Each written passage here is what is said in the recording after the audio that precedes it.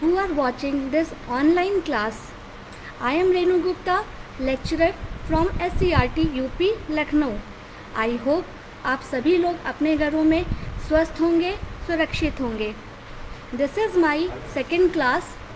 इससे पहले मैंने जो लास्ट क्लास ली थी उसमें आप लोग को शैक्षिक प्रबंधन एवं प्रशासन के बारे में हमने बात की थी, जो कि DLED 4th सेमेस्टर के बच्चों का द्वितीय अनिवार्य प्रश्न पत्र है. आज मैं उसी के क्रम में आप लोगों से आगे शैक्षिक प्रबंधन एवं प्रशासन के प्रमुख उद्देश्यों के बारे में और इसी के साथ ही शैक्षिक प्रबंधन एवं प्रशासन के कौन कौन से क्षेत्र हैं उसके बारे में विस्तार पूर्वक चर्चा करेंगे. लेकिन इससे पहले हमने जो लास्ट क्लास में शैक्षिक प्रबंधन एवं प्रशासन के बारे में बात की थी उसे मैं आप लोग को एक समराइज वे में, एक समअप के रूप में फिर से रिकॉल कराना चाहूँगी. लास्ट क्लास में मैंने प्रबंधन और प्रशासन क्या होता है, प्रबंधन और प्रशासन की प्रमुख अवधारणाएं कौन कौन सी हैं, शैक्षिक प्रबंधन के कौन से संसाधन हैं और शैक्षिक प्रबंधन की आधुनिक अवधारणा क्या सी है और वो क्या कहती है के बारे में विस्तार पूर्वक बात की थी. प्रबंधन जो है उपलब्ध संसाधनों का प्रभावशाली ढंग से और दक्षतापूर्वक प्रयोग करना होता है, जिससे कि और साथ ही संगठन के कर्मचारियों के मध्य समन्वय स्थापित करना ही प्रबंधन कहलाता है. ठीक उसी प्रकार प्रशासन जो है एक निर्णय लेने वाली प्रक्रिया है, जिसके द्वारा कोई भी संगठन अपने विस्तृत उद्देश्यों, योजनाओं और कार्यक्रमों को निर्धारित करता है और संगठन के कर्मचारियों के मध्य इस प्रकार से एक कोऑर्डिनेशन एस्टैब्लिश करता है, एक ऐसा समन्वय स्थापित करता है जिससे कि संगठन के पूर्व निर्धारित उद्देश्यों को प्राप्त किया जा सके. प्रशासन जो है नियम बनाता है और प्रबंधन उन नियमों के अनुसार, उन नियमों के अकॉर्डिंग कार्य करता है. इसके बाद मैंने आप लोग को शैक्षिक प्रबंधन के दो प्रमुख संसाधनों के बारे में बताया था, जिसमें पहला था मानवीय संसाधन और दूसरा था भौतिक संसाधन. मानवीय संसाधनों के अंतर्गत मैंने मानवीय संसाधनों के अंतर्गत प्रधानाचार्य, प्रधानाध्यापक, शिक्षक, लिपिक, पुस्तकालय अध्यक्ष, चतुर्थ श्रेणी कर्मचारी, विद्यार्थी, समुदाय और उनके विद्यार्थियों के अभिभावक, ये सभी कुछ सम्मिलित होते हैं. जबकि भौतिक संसाधनों के अंतर्गत विद्यालय भवन, पुस्तकालय, शिक्षण अधिगम सामग्री जिसे हम टीचिंग लर्निंग मटेरियल कहते हैं, TLM के नाम से जानते हैं, प्रयोगशाला, पुस्तकें, पाठ्यपुस्तकें, पत्र पत्रिकाएं, ये सभी कुछ का समावेशन किया जाता है. इसके बाद मैंने आप लोग को शैक्षिक प्रबंधन की आधुनिक अवधारणाएं कौन कौन सी है के बारे में बताया था. शैक्षिक प्रबंधन की 3 प्रमुख आधुनिक अवधारणाएं हैं, जिसमें मैंने पहले बताया था. पहली जो अवधारणा है वो है उत्पादन कुशलता पर बल देने वाली अवधारणा, दूसरी थी मानवीय संसाधनों पर बल देने वाली अवधारणा या संप्रदाय, और तीसरा था सामाजिक विज्ञान संप्रदाय. उत्पादन कुशलता पर जो बल देने वाली अवधारणा है उसका प्रतिपादन या उसके समर्थक थे फ्रेडरिक विस्लो टेलर थे, जबकि मानवीय संसाधनों पर बल देने वाली विचारधारा के प्रमुख समर्थक मैरी पार्कर, एल्टन मेयो और फिट्ज रोथी लिसबर्जन मानवीय संसाधनों पर बल देने वाली विचारधारा के प्रमुख समर्थकों में से थे. इसके बाद मैंने आप लोग को सामाजिक विज्ञान संप्रदाय के बारे में बात की थी, जो कि चेस्टर बर्नार्ड और हर्बर्ट साइमन द्वारा दी गई थी. आई होप कि जो मैंने उस लास्ट क्लास में आप लोग को पढ़ाया था वो आप लोग को सब्जेक्ट को, आपके पेपर को पढ़ने में हेल्प उसने की होगी. आज हम बात करेंगे शैक्षिक प्रबंधन के प्रमुख उद्देश्यों के बारे में कि शैक्षिक प्रबंधन के मूल उद्देश्य क्या हैं और इन्हें किन उद्देश्यों की पूर्ति के लिए बनाया गया है, उसके बारे में हम विस्तार पूर्वक चर्चा करेंगे. किसी भी देश की स्थिति, वहाँ की आवश्यकताओं और शैक्षणिक विकास की दृष्टि से अच्छे नागरिक तैयार करना शैक्षिक प्रशासन और शैक्षिक प्रबंधन का प्रमुख उद्देश्य एवं लक्ष्य होता है।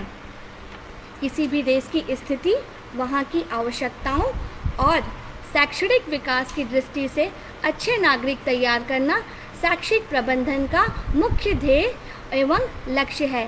प्रबंधन एवं प्रशासन की जो प्रक्रिया है वो जन्म से ही प्रारंभ हो जाती है। एक एग्जाम्पल के तौर पर इसे और भी बेहतर तरीके से समझा जा सकता है। एक विद्यालय या कोई भी शिक्षा संस्था अपने कुछ एकेडमिक गोल्स, शैक्षणिक लक्ष्य निर्धारित करता है जिसे वो आने वाले शैक्षणिक सत्र में पूरा करने का उद्देश्य रखता है, और इन लक्ष्यों को अच्छे प्रबंधन एवं कुशल प्रबंधन एवं प्रशासन द्वारा ही प्राप्त किया जा सकता है।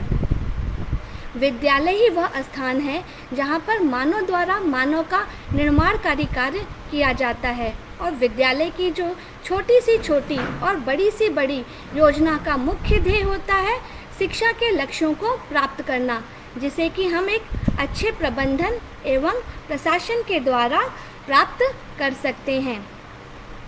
आगे हम लोग बात करते हैं शैक्षिक प्रबंधन की प्रमुख अवधारणाओं के बारे में कि शैक्षिक प्रबंधन की प्रमुख अवधारणा या प्रमुख उद्देश्य शैक्षिक प्रबंधन के मुख्य उद्देश्य क्या हैं, जिसमें सबसे पहला उद्देश्य है शिक्षा के क्षेत्र में काम करने वाले सभी कर्मचारियों की सहायता करना।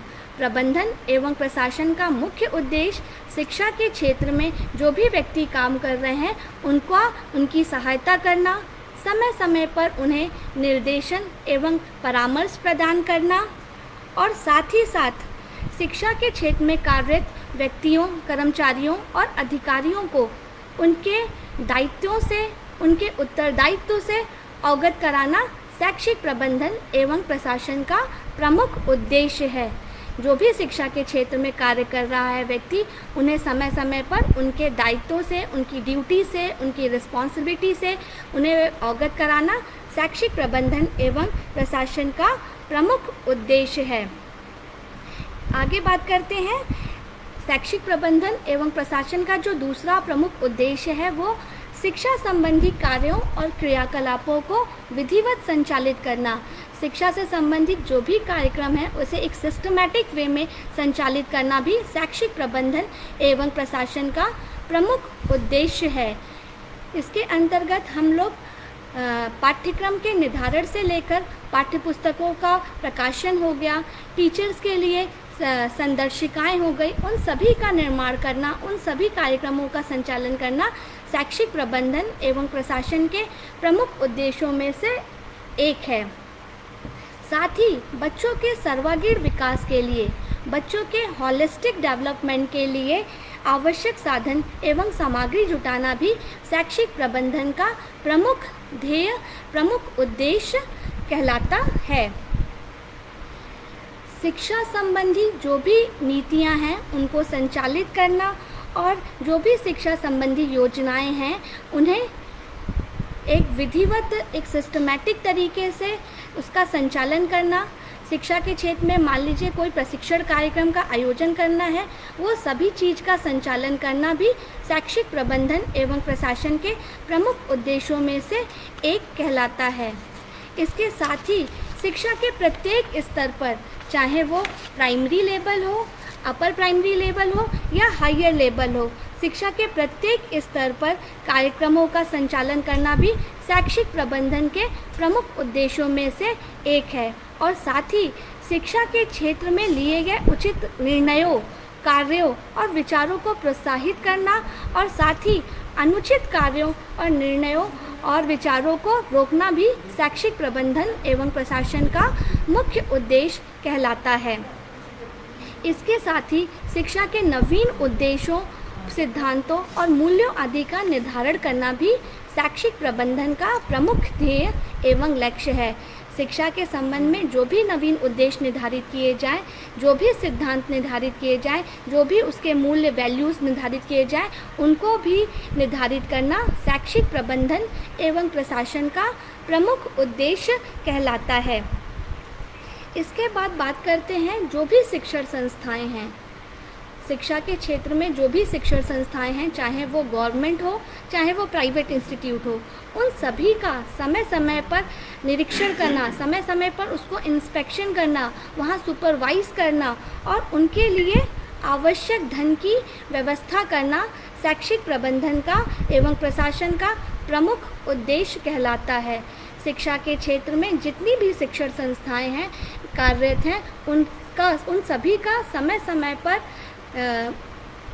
निरीक्षण करना, उन्हें पर्यवेक्षण करना, उनके लिए आवश्यक धन की व्यवस्था करना और साथ ही उन्हें प्रशासनिक नेतृत्व प्रदान करना भी शैक्षिक प्रबंधन एवं प्रशासन का प्रमुख ध्येय एवं उद्देश्य है।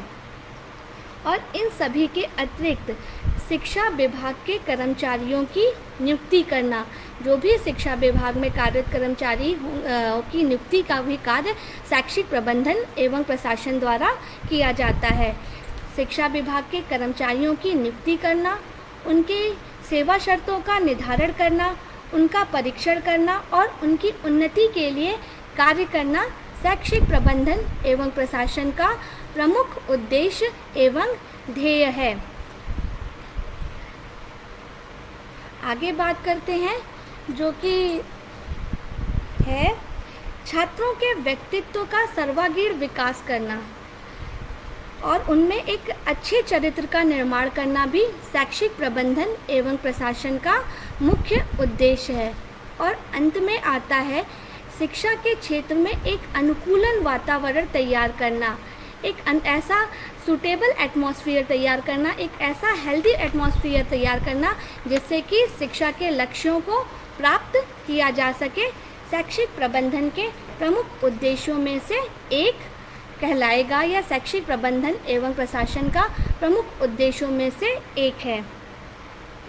आज मैंने आप लोग को शैक्षिक प्रबंधन एवं प्रशासन के जो प्रमुख उद्देश्य हैं उनके बारे में विस्तार पूर्वक बताया, जो था कि शिक्षा के क्षेत्र में कार्यरत कर्मचारियों की सहायता करना, उन्हें समय समय पर निर्देशन और परामर्श प्रदान करना, शिक्षण संबंधी कार्यक्रमों नीतियों का निर्धारण करना, शिक्षा के क्षेत्र में जो भी कर्मचारियों की नियुक्ति करना, उनकी सेवा शर्तों का निर्धारण करना और उनके उन्नति और के लिए उनके प्रोत्साहन के लिए भी कार्य करना शैक्षिक प्रबंधन एवं प्रशासन के मुख्य उद्देश्य एवं लक्ष्य हैं। और साथ ही शिक्षा के क्षेत्र में एक ऐसा हेल्दी एटमॉस्फेयर क्रिएट करना, एक ऐसा स्वस्थ वातावरण तैयार करना जिससे कि शिक्षा संबंधी लक्ष्यों को बेहतर से बेहतर तरीके से और प्रभावी ढंग से प्राप्त किया जा सके। आगे हम बात करेंगे कि शैक्षिक प्रबंधन एवं प्रशासन के कौन कौन से क्षेत्र हैं, उसके बारे में हम विस्तार पूर्वक आप लोग से बात करेंगे कि शैक्षिक प्रबंधन एवं प्रशासन के कौन कौन से क्षेत्र हैं। वर्तमान शिक्षा की जो स्वरूप है काफ़ी व्यापक और टेक्निकल है। ऐसी स्थिति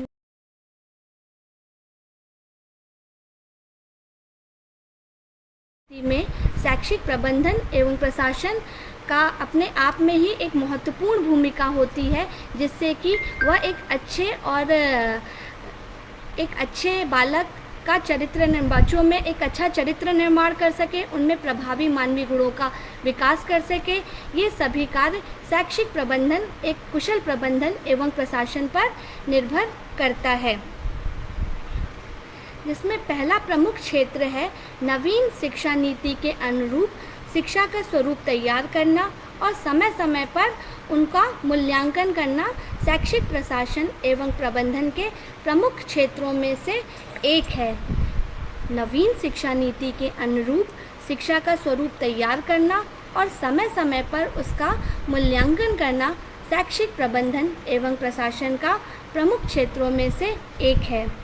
साथ ही शिक्षा से संबंधित जो भी समस्याएं हैं, चाहे वो पाठ्यक्रम को लेकर हो, पाठ्य पुस्तकों को लेकर, प्रकाशन को लेकर हो, अनुशासन संबंधी समस्याएं हो या विद्यालय की वित्त संबंधी समस्या हो, किसी भी तरह की समस्या है, उसे शिक्षा संबंधी कोई भी समस्या है उनका अध्ययन करना और उसका प्रभावी निराकरण निकालना शैक्षिक प्रबंधन एवं प्रशासन के प्रमुख क्षेत्रों में से एक है।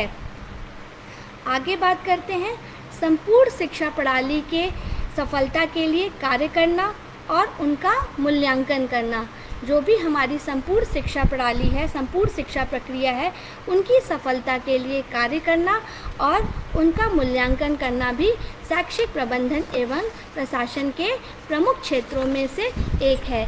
इसके साथ ही समस्त विद्यार्थियों, समस्त छात्रों के लिए समानता एवं स्वतंत्रता के सिद्धांत के आधार पर शैक्षणिक कार्यक्रमों की योजनाएं बनाकर उन्हें क्रियान्वित करना। जो भी छात्र हैं, जो भी विद्यार्थी हैं, उनको उनकी स्वतंत्रता और समानता के सिद्धांत पर शैक्षणिक कार्यक्रमों को योजनाबद्ध तरीके से लागू करना भी शैक्षिक प्रबंधन एवं प्रशासन के प्रमुख क्षेत्रों में आता है। आगे बात करते हैं शिक्षा के उद्देश्यों, सिद्धांतों आदि का निर्धारण छात्रों एवं समाज के हित में करना। जो भी शिक्षा संबंधी उद्देश्य हैं, मूल सिद्धांत हैं, उनका निर्धारण छात्र हित में करना, उनका निर्धारण देश हित में करना, उनका निर्धारण समाज हित में हो, ऐसा कार्य करना शैक्षिक प्रबंधन एवं प्रशासन के प्रमुख उद्देश्य के अंतर्गत आता है या प्रमुख शैक्षिक प्रबंधन एवं प्रशासन का प्रमुख क्षेत्र है। और साथ ही शिक्षण के क्षेत्र में कार्यरत कर्मचारियों एवं उपलब्ध साधनों के मध्य एक समायोजन स्थापित करना, एक समन्वय स्थापित करना शैक्षिक प्रबंधन एवं प्रशासन का मुख्य ध्येय है। जो भी शिक्षण संस्थाएं हैं, वहाँ पर जितने भी कर्मचारी कार्य कर रहे हैं, वो जो भी उपलब्ध संसाधन है उसका कुशलतापूर्वक उपयोग कर रहे हैं कि नहीं, इस बात की देखरेख करना भी शैक्षिक प्रबंधन एवं प्रशासन के प्रमुख क्षेत्रों में से एक होगा।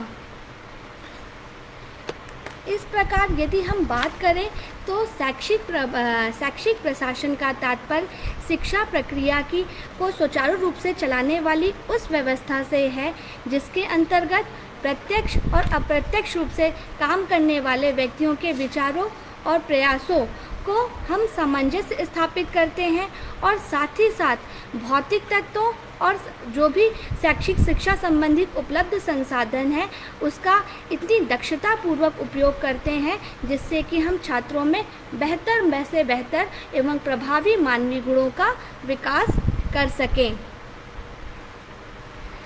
एक कुशल प्रबंधन, एक कुशल प्रशासन के अभाव में एक विद्यालय के पास चाहे जितनी भी बड़ी इमारत हो, चाहे जितने भी अच्छे संसाधन हो, वह विद्यालय अपने छात्रों के बीच बेहतर मानवीय गुणों को विकास करने में कभी सफल नहीं हो सकता।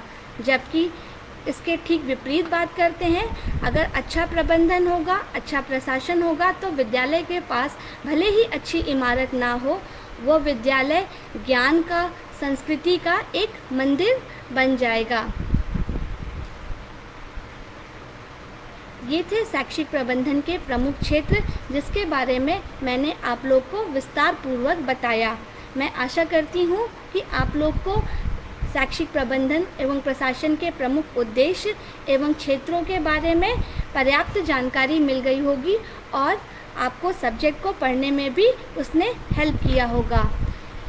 इसके साथ ही मैं आप लोग को शैक्षिक प्रबंधन एवं प्रशासन का जो एक मुख्य क्षेत्र है या शैक्षिक प्रबंधन एवं प्रशासन का जो मुख्य कार्य है, जिसे कि एक समाजशास्त्री लूथर गुलिक, मैंने अपनी लास्ट क्लास में भी आप लोग को बताया था, लूथर गुलिक के द्वारा उन्होंने papers on the science of administration, उनके द्वारा एक पेपर प्रकाशित किया गया था जिसका नाम था papers on the science of administration, जिसमें उन्होंने पोस्ट कॉर नामक एक सूत्र दिया था और इस सूत्र के माध्यम से आप लोग को, सूत्र भी मैं आप लोग को दिखाऊंगी। इस सूत्र के माध्यम से इन्होंने शैक्षिक प्रबंधन एवं प्रशासन के कार्य को बेहतर तरीके से समझाया था, जिसमें प्रत्येक अल्फ़ाबेट का इन्होंने अलग अलग अर्थ समझाया था। जिसमें P का मतलब होता है प्लानिंग, यानी कि योजना बनाना। O का मतलब होता है ऑर्गेनाइजिंग, उन्हें अच्छे से संगठित करना। S यानी स्टाफिंग, यानी कर्मचारियों की व्यवस्था करना। डी यानी डायरेक्टिंग, उन्हें डायरेक्शन प्रदान करना, उन्हें समय समय पर निर्देशन प्रदान करना। और सी यानी उनमें एक कोऑर्डिनेशन इस्टेब्लिश करना, उन्हें कोऑर्डिनेट करना, उनमें समन्वय स्थापित करना, जो भी संसाधन उपलब्ध हैं और साथ ही जो भी कर्मचारी हैं उनमें समन्वय स्थापित करना। और साथ में आर यानी रिपोर्टिंग, एक रिपोर्ट तैयार करना। और बी यानी बजट बनाना। ये सभी शैक्षिक प्रबंधन एवं प्रशासन के प्रमुख कार्य के अंतर्गत आता है। आप लोग चाहें तो इस सूत्र को नोट भी कर सकते हैं, नहीं तो आप लोग को ये बुक्स में ये सूत्र आसानी से मिल जाएगा। इसके बाद में आप लोग को शैक्षिक प्रबंधन एवं प्रशासन के जो महत्वपूर्ण तथ्य हैं, मैंने अभी तक जितना भी आप लोग को पढ़ाया उसमें शैक्षिक प्रबंधन एवं प्रशासन के जो महत्वपूर्ण तथ्य हैं उसके बारे में भी, जो वन लाइनर हैं उसके बारे में भी मैं आप लोग को बताना चाहूँगी। जिसमें पहला है, शिक्षा जो है जीवन पर्यंत चलने वाली प्रक्रिया है। शिक्षा जो है जन्म से ही शिक्षा प्रारंभ हो जाती है एक बालक की और वो जीवन पर्यंत चलती रहती है। दूसरा है, प्रबंधन को संगठन का मस्तिष्क कहा जाता है। ये जो प्रबंधन है किसी भी संगठन का मस्तिष्क कहलाता है। शैक्षिक प्रबंधन की अवधारणा का विकास सर्वप्रथम अमेरिका में 19वीं शताब्दी में हुआ। शैक्षिक प्रबंधन की अवधारणा का विकास सर्वप्रथम अमेरिका में 19वीं शताब्दी में माना जाता है। प्रबंधन का जो प्रारंभिक स्वरूप है उसको फ्रेडरिक डब्ल्यू टेलर के द्वारा प्रतिपादित किया गया। प्रबंधन का प्रारंभिक स्वरूप जो है फ्रेडरिक डब्ल्यू टेलर के द्वारा प्रतिपादित किया गया। आधुनिक विश्व प्रबंधक के जनक हेनरी फेयोन माने जाते हैं।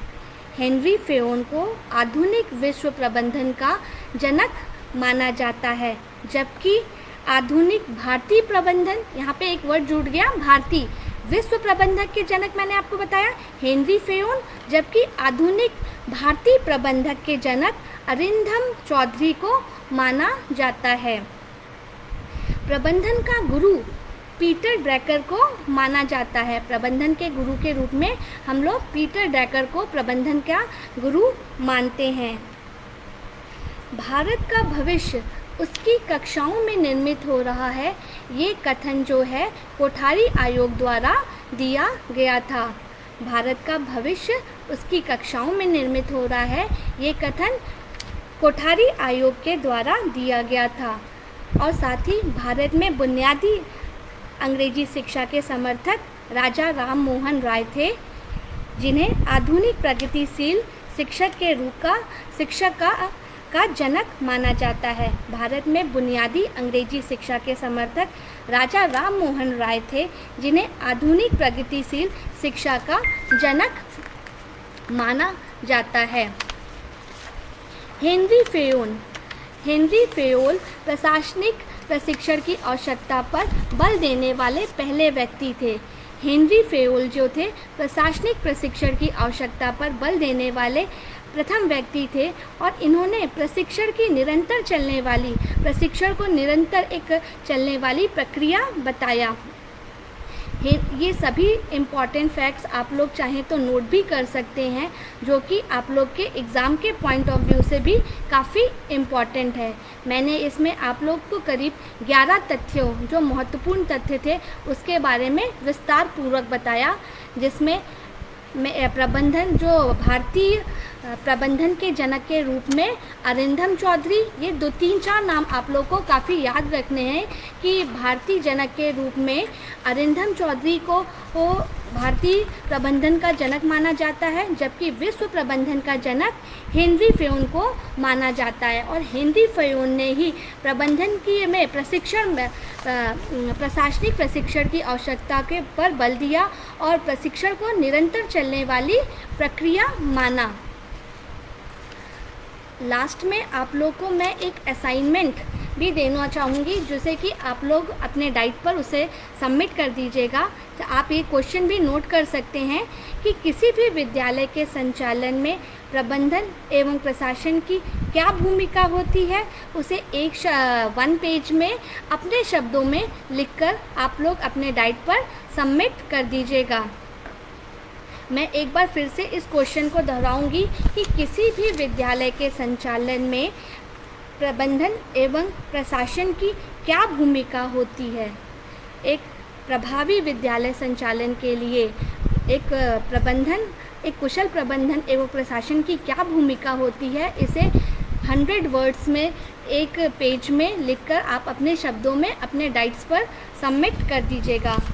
इसी के साथ मैं अपनी क्लास को एंड करती हूँ। अगली कक्षा में हम दोबारा मिलेंगे। Thank you so much.